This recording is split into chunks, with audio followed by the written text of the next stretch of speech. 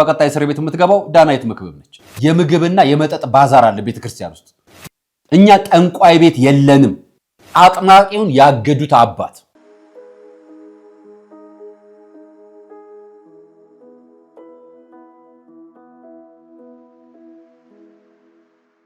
ሰላም ጤና ይስጥልኝ ውድ የቃለ ቀርን ሚዲያ ቤተሰቦቻችን እንደምን አላችሁ? በያላችሁበት ሰዓት አቆጣጠር እንዳላችሁበት ሁኔታ ሰላማችሁ ብዝት ይበል ማለት ፈልጋለሁ። ወንድም እህቶቼ፣ ታላቅ ታናሾቼ እንደየእድሜያችሁና እንደየክብራችሁ መጠን ሰላማችሁ ይብዛ። ታመው የተኙ በሆስፒታል ያሉ በጸበል ስፍራ የሚገኙ በችግርና በመከራ ውስጥ የሚገኙ ወገኖቻችንንም እግዚአብሔር ያስብልን፣ ከክፉ ነገር በሙሉ ይጠብቅልን። ዛሬ መረጃዎች ይዤላችሁ ነው የመጣሁት። ለእናንተ ይሆናሉ ያልኳቸው መረጃዎች ይዤላችሁ መጥቻለሁ።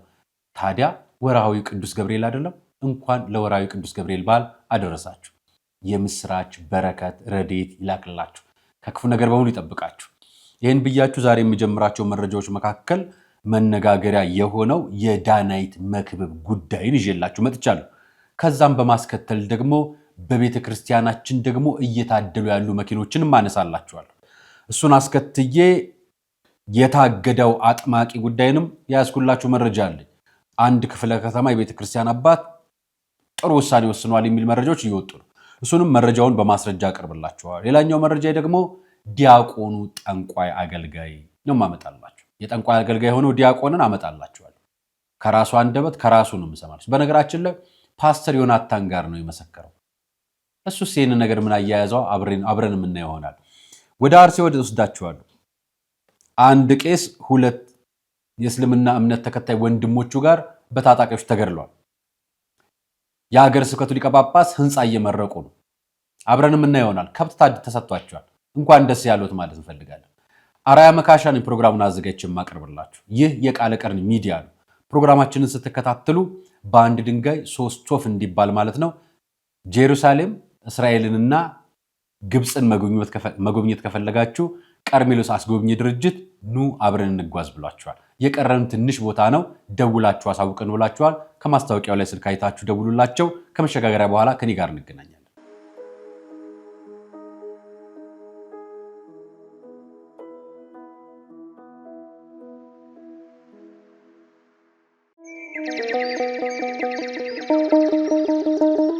መድኃኔ ዓለም ሞትን ድል አድርጎ በኃይሉ ስለተነሳ በፋሲካው ማግስት ገዳማውያኑን በፍጹም እንዳንረሳ የተዋህዶ ልጆች የእናቶች በዓት አልቋል ብላችሁ እጃችሁ እንዳይሳሳ ደግሞስ ብታዩት የአባቶቻችሁን ፍዳና አበሳ። መቼም ምክንያታችን ነው ለበረከት ተጀምሮ ያላለቀው የኔና የናንተን ምጽዋት የሚጠብቀው ገዳማችን ሙታንሳ።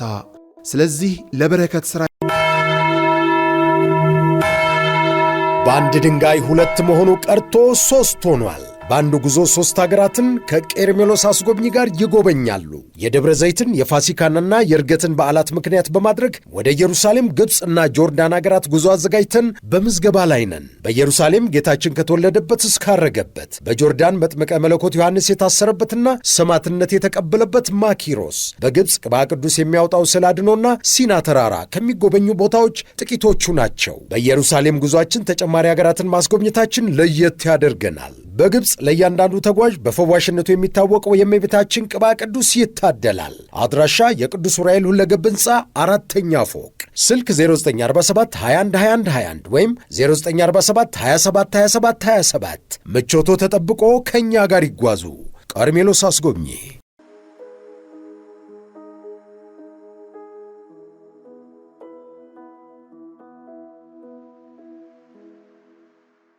የመጀመሪያ መረጃ ያድርግ የማቀርብላችሁ የትዝብት አይደለም የምናቀርበው። ሰሞኑን የአክሱምና የእስልምና እምነት ጉዳይ በጣም መነጋገሪያ አጀንዳ ሆኗልና ጉዳዩ ከኢትዮጵያ ኦርቶዶክስ ተዋሕዶ ቤተክርስቲያን ጋር የሚያገናኘው ነገር የለም።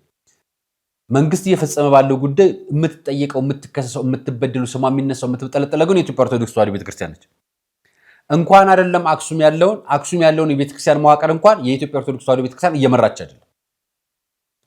በዚህ ሁኔታ የምትጠየቀው ግን ቤተ ክህነት ነች። አዲስ አበባ የምትገኘው ቤተ ክህነት።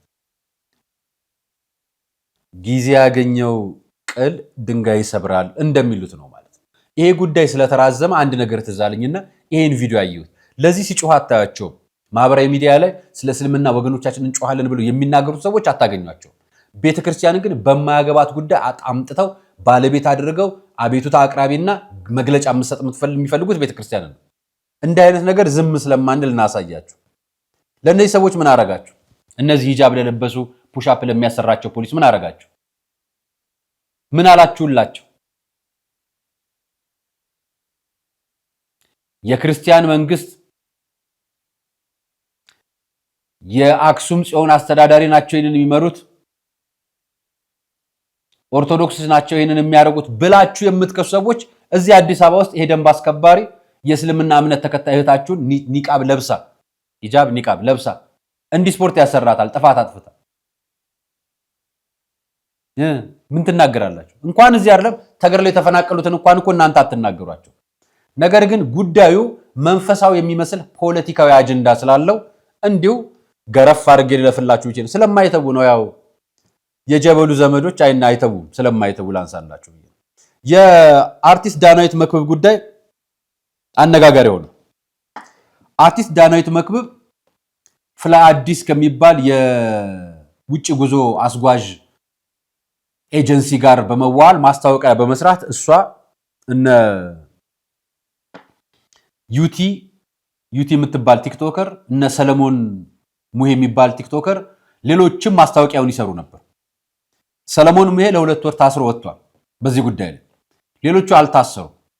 ጉዳዩን ደግሞ በሚዲያ ወጥተው በአደባባይ ቅሬታ ያሰማሉ። ስሙት። በብድር ነው ይሄንን አስዤ የቤተሰብ ቤት አስዤ ነው እንትን ያልኩት። በእኔ ስም የሆነ ቤተሰብ አያውቅም።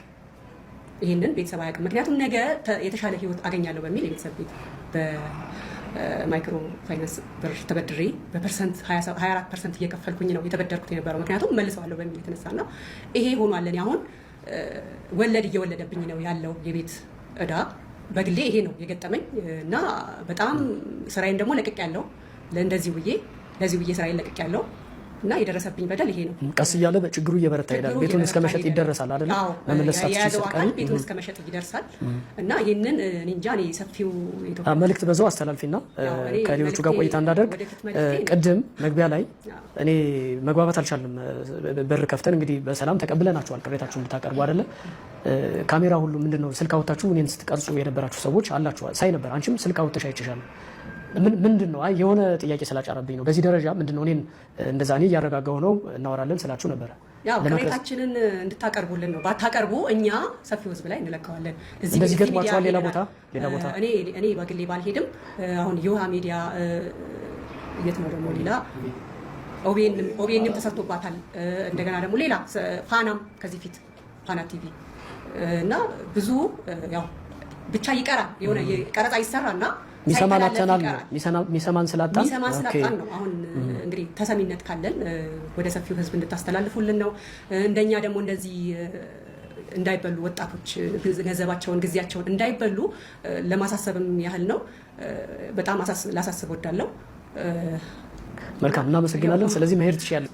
ምናልባትም እንደው በህይወትህ በግልህም በቤተሰብም የደረሰ ነገር ካለ እሱንም አካፍለን በአጠቃላይ ሀሳብህን ከመጣህበት ቅሬታ አለኝ ጥያቄ አለኝ ብለህ ነው የመጣኸው፣ ንገረን። እሺ አመሰግናለሁ። መጀመሪያ ስሜ ዳዊት ይባላለሁ። እንግዲህ ወደዚህ ኤም አልትራ ቪዛ ኮንሰልተንሲ የመጣሁበት ዋናው ዓላማ በእውነት ወንድሞቼ ጓደኞቼ ብዙ ነገር ብለዋልና ወደዚህ ካምፓኒ መጥቼ ህይወቴን ቀይሬ በካምፓኒው ምክንያት ወደ ውጭ ሀገር ሄጄ ህይወቴን ለመቀየር የመጣሁበትና ያመንኩበት ነገሮች ቢኖር ምንድነው በ4 ነጥቦች ወይም ሜን ፖይንቶች መግለጥ እፈልጋለሁ። ምክንያቶቹን ወንድሞቼ ስለገለጹ ባጭር ለመግለጽ ስበክር፣ አንደኛ ይህ ካምፓኒ ወደ ውጭ ሀገር ልኮ እንደሚያስረዳ አንደኛው በእርዳታ በዱቤ ሄዳችሁ ህይወታችሁን ለውጣችሁ ሀገራችሁንም ቤተሰባችሁንም አልፎም ደግሞ ህይወታችሁን የምትለውጡበት ካምፓኒ እድል ነው የሚል ሀሳብ የገለጹበት ነው። እኔን ያሳመነኝ ወደዚህ ካምፓኒ መጥቼ የሌለኝን ብር ካሉት ሰዎች ተበድሬ ወደዚህ ካምፓኒ እንዲመጣ ያደረገኝ ማለት ነው። ምክንያቱም በቃ አሳማኝ ነው፣ ይሄ ሀገራዊ ነው፣ ወንድማዊ እድገትን ነው በሚለው የእሳቤ ውስጥ አስገብቼ ማለት ነው። ሁለተኛ ደግሞ ምንድነው በታዋቂ አርቲስቶቻችን በምንወዳቸው ባህልን፣ ህግን አክብረው አይኖቻችን ብርቄ ልጆቻችን፣ ወንድሞቻችን በምንላቸው በምናደንቃቸው ሰዎች ይህ ሚዲያ ይህ ሀሳብ ይህ ካምፓኒ በእነኚህ ሰዎች ምክንያት በመተላለፉ ነው ማለት ነው። ምክንያቱም አርቲስቶቻችን እናምናቸዋለን፣ እንወዳቸዋለን፣ የሀገሮቻችን ብርቄ ናቸውና ሀገራችንን የሚያሳውቁ ናቸው። እነኚህ ሰዎች ላይ በእነኚህ ሰዎች መልክ ደግሞ የታወቀ ነገር ወደ ኋላ አይመለስም ብዬ ስላመንኩት ወደዚህኛው ካምፓኒ መጥቼ እኔም ከሀገር ወጥቼ ራሴን ቢቀይር ቤተሰቤን ቢቀይር እና ሀገሬን ደግሞ በስሟን በዚህ ምክንያት ዳናዊት መክብብ የባንክ ገንዘቧ ታግዷል፣ መኪናዋ በቁጥጥር ስር ውሏል። በዚህ ኮንሰልታንሲ የፍላይ አዲስ ጉዞ ውጭ ሀገር እናስጉዛለን በሚለው ምክንያት እሷን አምነን ቤታችንን ሸጠን መኪናዎቻችንን ሸጠን አርቲስቶቻችንን አምነን ታዋቂ ሰዎቻችንን አምነን እንቁ ልጆቻችን ብለን የምናምናቸው አምነን አዘረፉን የሚል ክስ ቀርቦባቸው በተደጋጋሚ ጊዜ ማህበራዊ ሚዲያ ላይ ሰምታችሁ ታውቃላችሁ። አሁን በኢትዮፒካ ሊንክ መረጃውን ባወጣው መሰረት በዋናነት ዳናይት መክብብ እና አንዲት ግለሰብ የዳናይት መክብብ ሙሉ የባንክ አካውንቶቿ በሁሉም ባንኮች ያሉ እንደታገዱ መረጃውን ገልጿል። ሌላኛው ደግሞ እየገለጸ የነበረው የመኪና ንብረቷን በክፍለ ከተሞች የሚገኝ በክፍለ ከተማ መንገድ ትራንስፖርት በኩል እንዲታገድ ተደርጓል። አሁን ዳናይት መክብብ ባዷን አስቀርተዋታል። ጉዳዩ ድርጅቱ ፈቃድ የሰጠው አካል ድርጅቱን ህጋዊ ፈቃድ አድርጎት እንዲመዘገብ እድሳት የሚያደርገውም አካል ይመለከተዋል። የመንግስት ባለስልጣንም ይሁን የየትኛውም ክፍል ኃላፊ ይሁን በዚህ ጉዳይ ላይ ዋና ባለድርሻ እነዚህ ናቸው። አሁን ሁለተኛው ባለድርሻዎቹ ማስታወቂያ የተናገሩትና ያረጋገጡና እናንተን አምነን የገባ ነው በሚለው ምክንያት ዛሬ የዳናይት መክብብ ንብረቶቿ በሙሉ ታግደውባታል። ሀብቷ ንብረቷ ታግዷል። እጇ ላይ ምንም ሳንቲም የለም። እንድታንቀሳቀስ አልተፈቀደላትም። ባንኮቿ ታግደዋል። ይሄ መረጃዎች እየወጡ ነው። ይሄን በተመሳሳይ መልኩ እንደው እንየው ካልን የፊንቴክ ጉዳይን ላስታውሳችሁ። የፊንቴክ ጉዳይ ሰራዊት ፍቅሬ፣ ሰለሞን ቦጋለ፣ ዳንኤል ተገኝ ሌሎችም አርቲስቶች አሉ አይደለም ባሉበትም እነ መንሱር ጀማል ሌሎችም ተይዘዋል። ማስታወቂያ እንዲነገር አሳማኝ የሆኑ ምክንያቶች የመንግስት ሚኒስትር ዴኤታ የመንግስት የውጭ ጉዳይ ሚኒስቴር በቦታው ተገኝተው ያን ቀንም ቢያዩት ጉዳዩን የፎቶ ርክክብ የፕሮግራም ርክክብ አድርገዋል። ፈቃድ የሰጠው የመንግስት ተቋም አለ። በዚህ ጉዳይ ላይ እስካሁን ፍርድ ቤት የቀረበ የመንግስት ኃላፊ የመንግስት ባለስልጣን የመንግስት ተቋም አላየንም። የሚታየው ማህበራዊ ሚዲያ ላይ ወይ ደግሞ ሚዲያ ላይ እውቅና ያላቸው ግለሰቦች ማስታወቂያ የሰሩትን እነሱም እኮ ተታለው ይሆናል አይደል? ማስታወቂያ የሰሩትን አምነን ነው በሚል የእምነት ማጭበርበር ጉድለት ሰዎቹ እነዚህ ሰዎች ቤት የሚያሽጥ ንብረት የሚያሽጥ ከፋይናንስ ተቋማት ተበድረው ቤተሰቦቻቸው ሳያውቁ ዕቃቸውን ሸጠው ስራቸውን አቋርጠው የተቸገሩ ሰዎች በከሰሱት ክስ ዳናይት መክብብ ንብረቷ ታግዷል። በቀጣይ ምርመራው ከተጠናከረ በቁጥጥር ስር ትውላለች ማለት ነው። ሰለሞን ቦጋለ እየሰማችሁት እንዳላችሁት ከታሰሩ ጊዜ ጀምሮ በከፍተኛ ህመም ምክንያት በተደጋጋሚ ፖሊስ ሆስፒታል ነው የሚገኙ። እነዚህ አርቲስቶች በእርግጠኝነት ፈቃድ ከሰጠው አካል ፈርሞ ካረጋገጠው አካል ቆሞ በአደባባይ ሽልማት ሲሰጥ በአምባሳደርነት በሚኒስትር ዴኤታነት በመንግስት መስሪያ ቤት ኃላፊነት ተገኝተው መስቀል አደባባይ ፈቃድ አግኝቶ መስቀል አደባባይ የፈቀደው አካል እያወቀ ይሄ ሁሉ ሲደረግ እነዚህ አካላት ግን የጠየቀ አካል የለም። ለግለሰቡ ፈቃድ የሰጠው አካል ለፊትኔክ የተጠየቀ የለም። ለፍላይ አዲስ ፈቃድ የሰጠውን አካል የጠየቀ የለም። የሚጠየቁት ታዋቂ ግለሰቦች ናቸው። እና በዚህ ሙያ ላይ የምትሰሩ ወንድሞችና እህቶች ራሳችሁን ሰብሰብ ብታደርጉና በተለይ ውላችሁ ላይ ትንሽ ጠንከር ያለ ነገር ብታዘጋጁ ያዋጣል። የሚያዋጣው ልንገር ብዬ ዳናይት መክብብ እንግዲህ እንደምትዋት በቀጣይ እስር ቤት ገቢ ነች። ልክ እንደ ፊንቴክ ከሆነ በቀጣይ እስር ቤት የምትገባው ዳናይት መክብብ ነች። ምክንያቱም እንደ መረጃዎቹ እንደ ፍንጮቹ እንደሚያሳየው የነ ሰራዊት ፍቅሬም የነ አብርሃም ግዛውም የነ ዳንኤል ተገኝም የነ ሰለሞን ቦጋለም ንብረታቸውም እነሱ ስር ላይ ናቸው። ንብረታቸውም በእግር ላይ ነው እየተንጠለጠለ ያለው። ይሄ ጉዳይ ተመሳሳይ ወደ ዳናይት መጥቷል። የሰራዊት ዕጣ ሊደርሳት ነው ዳናይት። የሰለሞን ቦጋለ ዕጣ ሊደርሳት ነው ዳናይት። እነ ዩቲ እነ ሰለሞን ሙሄም በቀጣይ የሚጠይቁ ይሆናሉ ማለት ነው። እነዚህን ነገሮች እያመጡ ያሉት ጉዳዩ ዋና የሚመለከተው አጀንዳ ባለቤት የመንግስት ፈቃድ ሰጪ አካል በቦታው ላይ የነበሩ ኃላፊዎች ጉዳዩ ሲፈጸም የነበሩና በጉዳዩ ላይ አብረው እጀባ ሰጥተው እውቅናን በመንግስት የፈቃድ ኃላፊነት እንደሰጠ ያስመሰሉ አካላቶችም የእምነት ማጉደል ስራ ሰርተዋል። ይሄ እንግዲህ በህግ የሚታይ ይሆናል። የህግ አካላት ያው እንግዲህ ፍንጭ እየሰጠናችሁ ነው መነሻ የሚሆነው። ሌላኛው መረጃ ደግሞ የዳናይት ጉዳይ ደግሞ በሚቀጥለው አነሳላችኋለሁ። የመኪና ነገር ካነሳው አይቀር የዳናይት መክብብ መኪና ከታገደ አይቀር እነዚህን ፎቶዎች ተመልከቷቸው። እኛ አንደኛው አባት የቅዱስ ገብርኤል የገርጂ ቅዱስ ገብርኤል ቤተክርስቲያን አስተዳዳሪ ናቸው። ቢዋይዲ መኪና ተሸልመው ነው። እኚህ ቀጥሎ የምታዩቸው አባት የቅዱስ ቂርቆስ ቤተክርስቲያን አስተዳዳሪ ናቸው። መኪና ሸለሟቸው። አሁን ብዙዎች መነጋገር ያደረገውን ጥያቄ ልንገራችሁ። ቤተክርስቲያን በካህናት ደሞዝ ነው የተገዛው፣ በአንዳንድ ወር ደመወዛቸው ለግሰው ነው የተገዛው አሉ።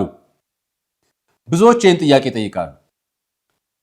በአንድ ቤተክርስቲያን 4 ሚሊዮን ብር የሚያወጣ ደሞዝ በአንድ ወር ይወጣዋል ወይ? ምን ያህል ሰራተኛ ነው ያለው? ምን ያህል ክፍያ ነው የሚከፈለው? ጥያቄ እንዲነሳ አድርጓል። ሁለተኛው ጥያቄ እውነት በሰሩት ስራ ነው ወይንስ የተሰበሰበ ገንዘብን ህጋዊ የማድረግ ስልት ነው እየተካሄደ ያለው የሚል ጥያቄ ይነሳል። በሁለቱም መንገድ ነው።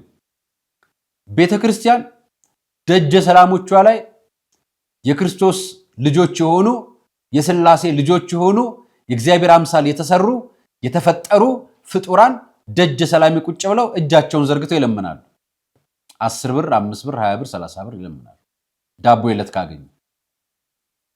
ቤተክርስቲያን አስተዳዳሪ ደሞዝ እያለው ዋናው ስራው ኃላፊነቱ የእግዚአብሔርን አገልግሎት ማስፈጸም ሆኖ ሳለው እንዲህ መሸለም አይገባውም የሚሉ ሐሳቦች ይነሳሉ።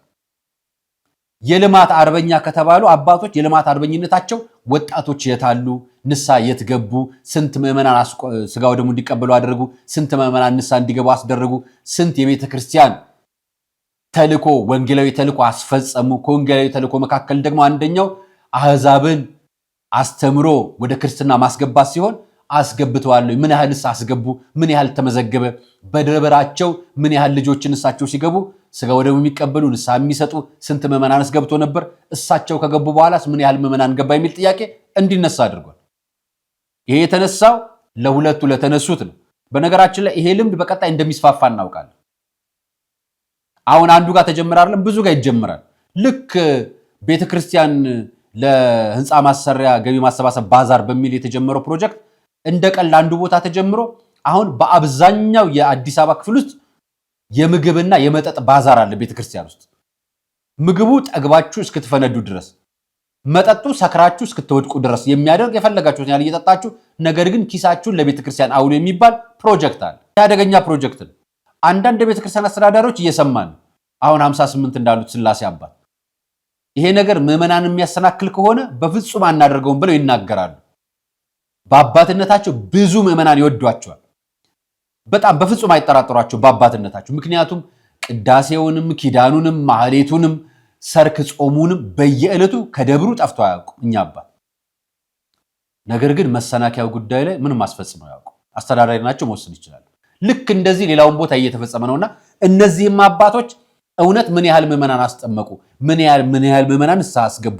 እግዚአብሔር የሚጠብቀው ልማታዊ ኦርቶዶክሳዊነት ማለት እኮ አሕዛብን ክርስቲያን ማድረግ፣ ክርስቲያን የሆነውን ዕለት ዕለት ንስሐ እንዲገባ ስጋው ደግሞ እንዲቀበል ማድረግ ነው ትልቁ የመጀመሪያው ተልእኮ። ይህን ተልእኮ ፈጽመው ነው ወይንስ ድንጋይ ደርድረው ነው ልማታዊ አባት የተባሉት የሚል ጥያቄ መጥቷል።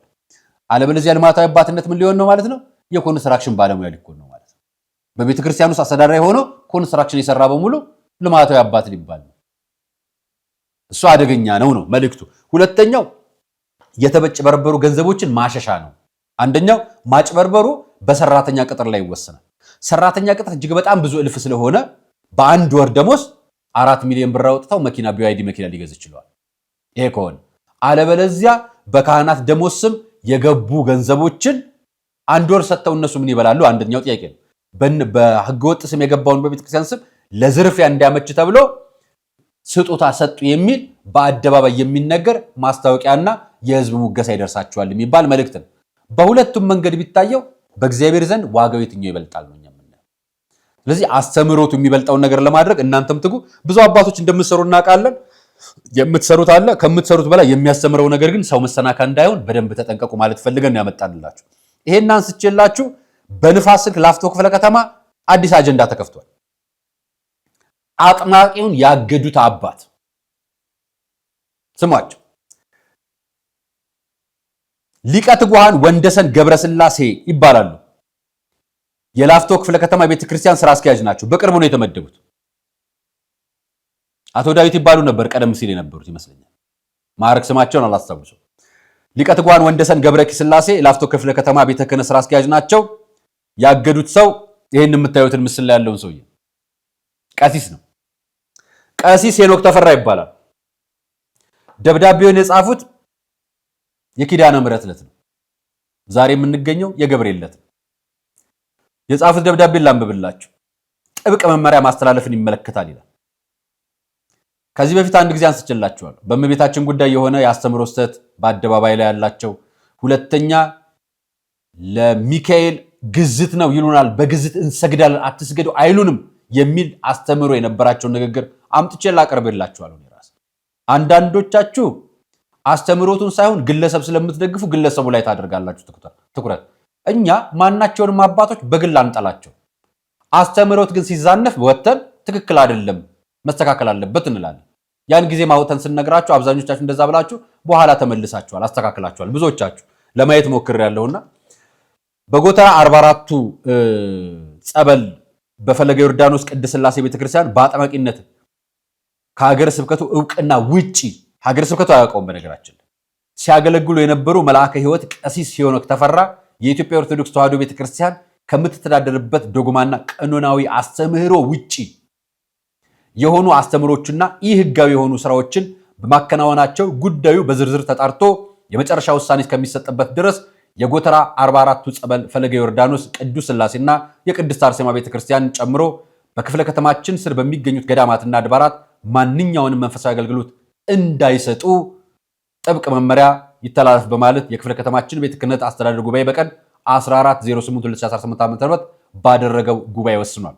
ስለዚህ በውሳኔው መሰረት መልአከ ሕይወት ቀሲስ ሄኖክ ተፈራ ከሥርዓተ ቤተክርስቲያን እና ኦርቶዶክሳዊ አስተምሮ ውጪ በፈጸማቸው የስህተት አስተምሮችና ከቀኖና ቤተክርስቲያን ያፈነገጠ ተግባር የበላይ አካል ጉዳዩን አይቶ የመጨረሻ እልባት እስኪሰጥበት ድረስ በክፍለ ከተማችን ቤተ ክህነት ጽሕፈት ቤት ስር የሚገኙ አድባራትና ገዳማት መልአከ ሕይወት ቀሲስ ሄኖክ ተፈራ ምንም አይነት መንፈሳዊ አገልግሎት እንዳያከናውኑ ይደረግ ዘንድ ከወዲሁ በጥብቅ እናሳስባለን ብሏል። አባት ማለት እንዲህ ነው። እረኞች ልጆችን መፈለግ ማለት እንዲህ ነው። እረኝነት እንዲህ ነው።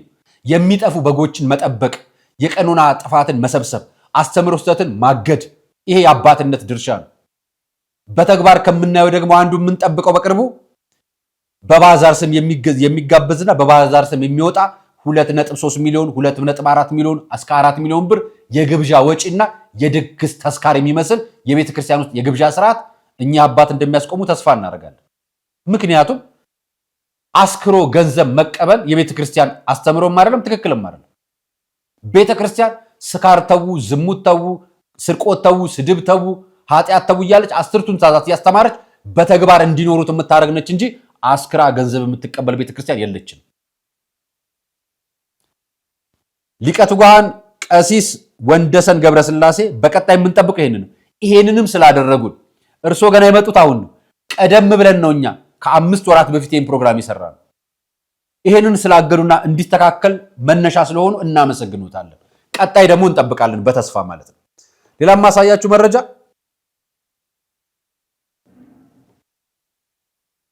ጠንቋይ የሚያገለግለውን ዲያቆን ነው ማሳያችሁ። ይሄንን ፓስተር ዮናታን ነው መድረክ ላይ አውጥቶ ያስረዳል። ስሙት።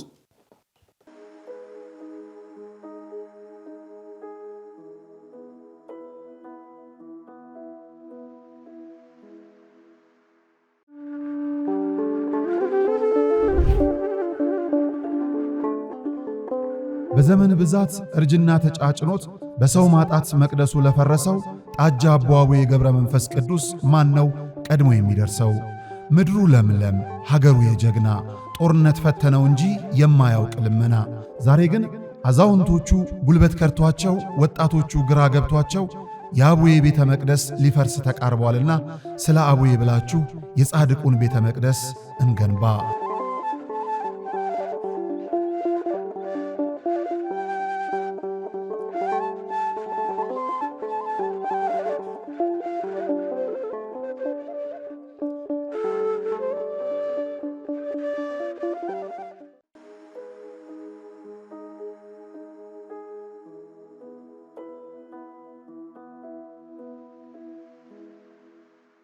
ዲያቆን ለመሆን ብዬ አንድ ቀን ስትቀረኝ ህዳር 21 ውዳሴው ግን ለማዱና የቅድስት ወብርክት ብዬ ነው ያቆምኩት። አስቀዳሽና ቆራቢ ነኝ ይላል። ቆራቢ ነህ? አሁን አይደለም ከትንሽ ከ9 ዓመት በፊት የቆረብከው? ማለት እሺ ቆራቢ ነኝ። በቃ እኔ የጠንቋይ ቤት ነው ያደግኩት። እድገቴ ምናምን ማለት ነው። ለቃልቼ የተዘጋጀ ቂንጬ ታውቃላችሁ? ለቅንጬ ነው የሚባለው። እኔ አክራሪ ኦርቶዶክስ ነኝ። መስቀል እንዲሁ ከፍቅሩ እሱ ከወደደ ከልካየ ጌታ ለመቀበል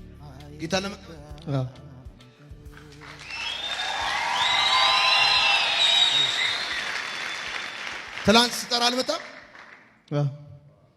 እሺ እጆችን ወደ ላይ ከፍ አድርግ፣ ከፍ አድርግ። እኔ የምለውን ከኔ ጋር በል። አይኖችን ጨፍን፣ ወደ ላይ እጆችን ከፍ። ጌታ ኢየሱስ ሆይ አመሰግንሃለሁ። አንተ የህይወቴ ቤዛ መድኃኒት እንደሆንክ አሁን አምኜ ተቀብያለሁ። ጌታ ሆይ ዓለምን ስራውን ሰይጣንን ስራውን ክጃለሁ። አንተን ብቻ አመልካለሁ።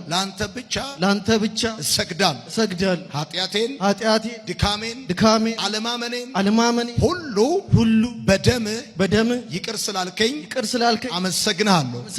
አንተ ጌታ እንደሆን በአፌ መሰክራለሁ። ከሞትም እንደተነሳ በልቤ አምኛለሁ። ስለዚህ ከዚህ ሰዓት ጀምሮ ድኛለሁ። አሜን።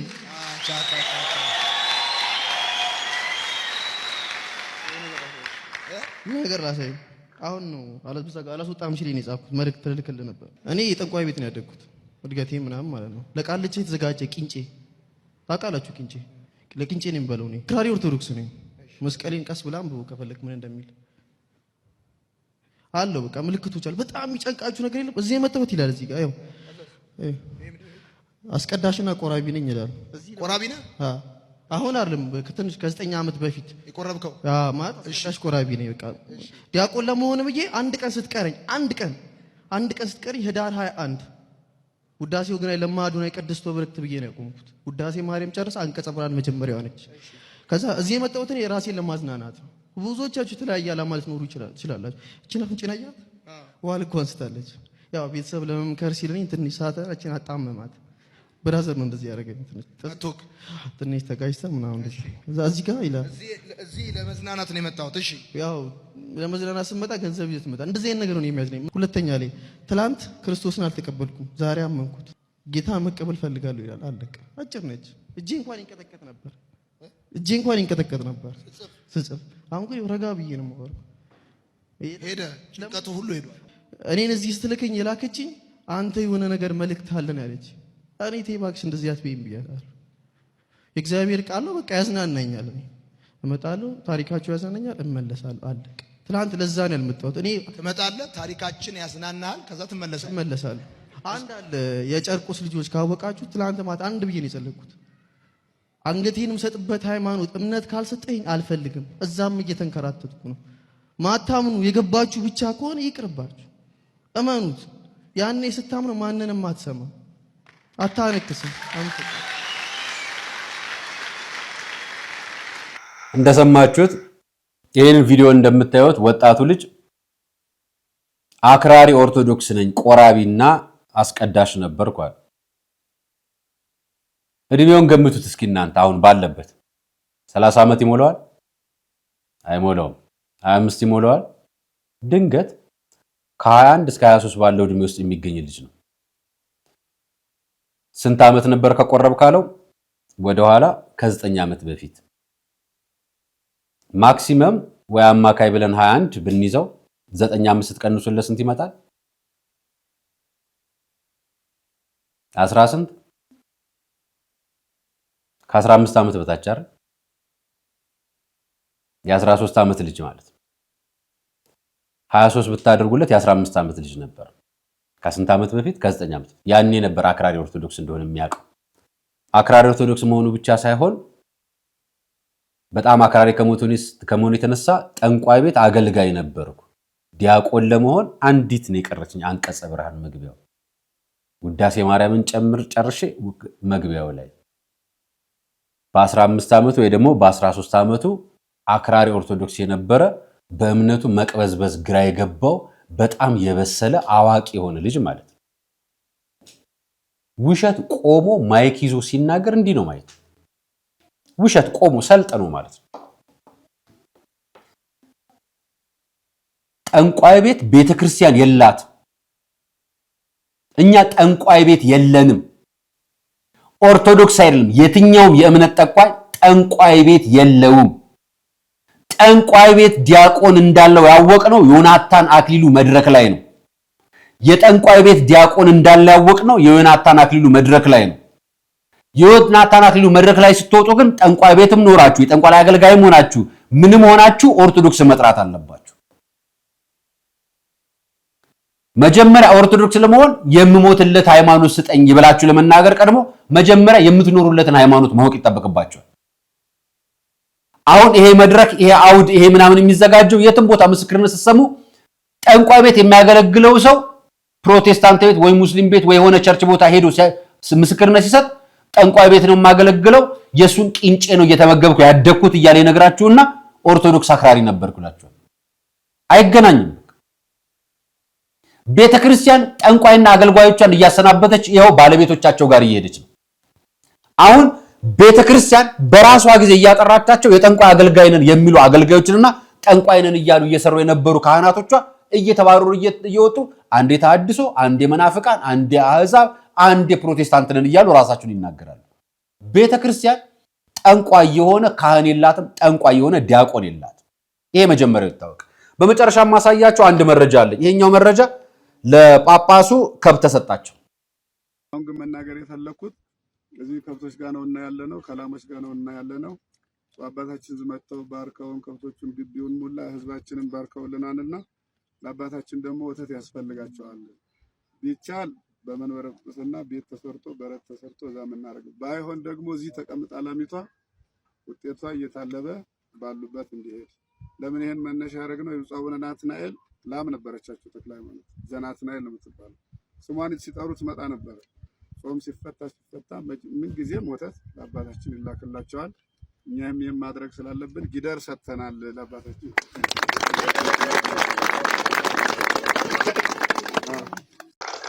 እኛ አባት ጊደር ሲሰጣቸው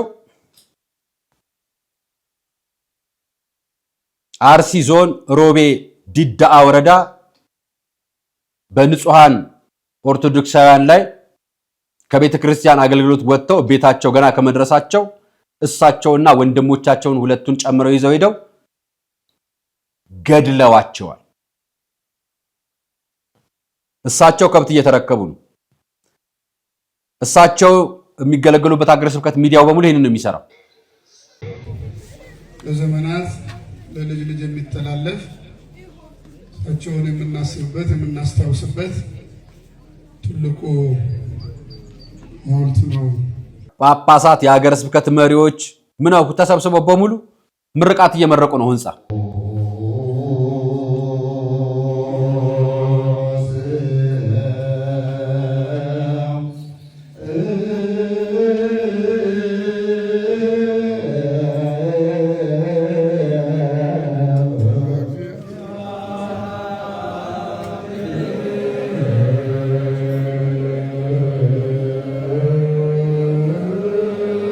ምስራቅ አርሲ ሀገረ ስብከት ሊቀ ጳጳስ ብፁዕ አቡነ ኤልሳ የጅጅጋና ሶማሊያ አካባቢ ሀገረ ስብከት ሊቀ ጳጳስ ናቸው።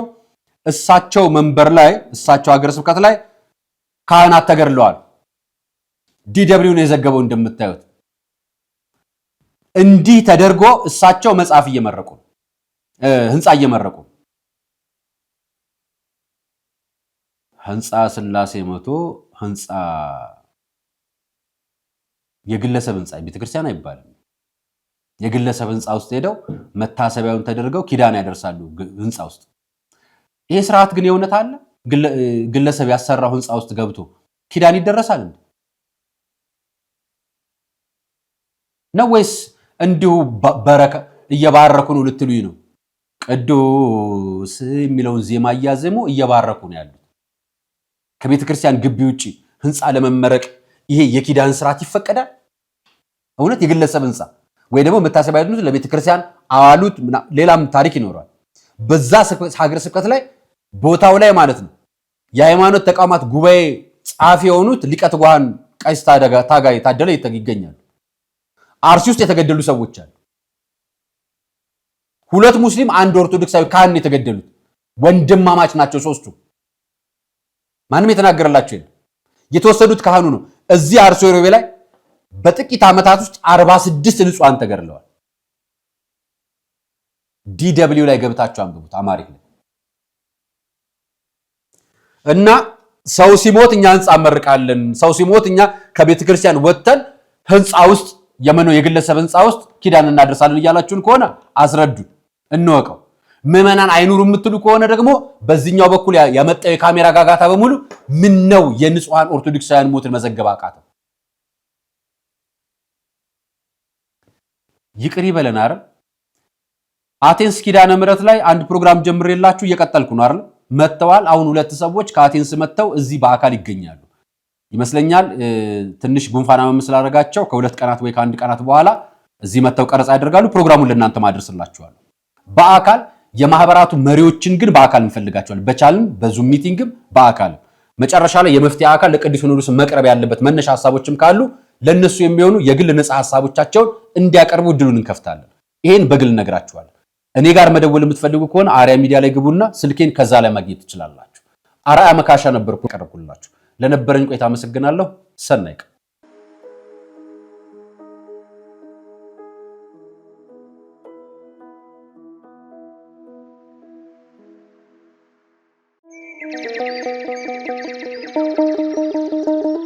መድኃኔ ዓለም ሞትን ድል አድርጎ በኃይሉ ስለተነሳ በፋሲካው ማግስት ገዳማውያኑን በፍጹም እንዳንረሳ የተዋህዶ ልጆች የእናቶች በዓት አልቋል ብላችሁ እጃችሁ እንዳይሳሳ ደግሞስ ብታዩት የአባቶቻችሁን ፍዳና አበሳ።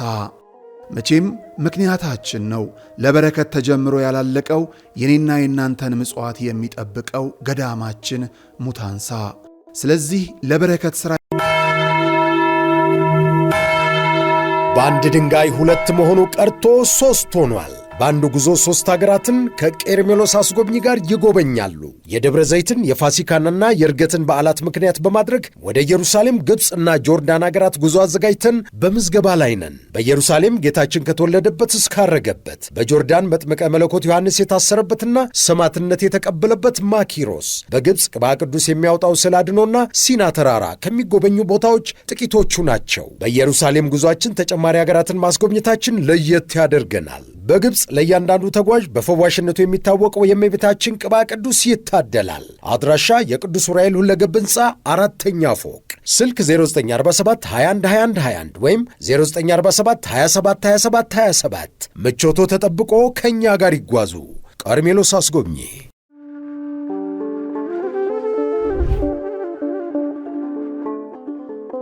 በዘመን ብዛት እርጅና ተጫጭኖት በሰው ማጣት መቅደሱ ለፈረሰው ጣጃ አቧዌ ገብረ መንፈስ ቅዱስ ማን ነው ቀድሞ የሚደርሰው? ምድሩ ለምለም ሀገሩ የጀግና ጦርነት ፈተነው እንጂ የማያውቅ ልመና።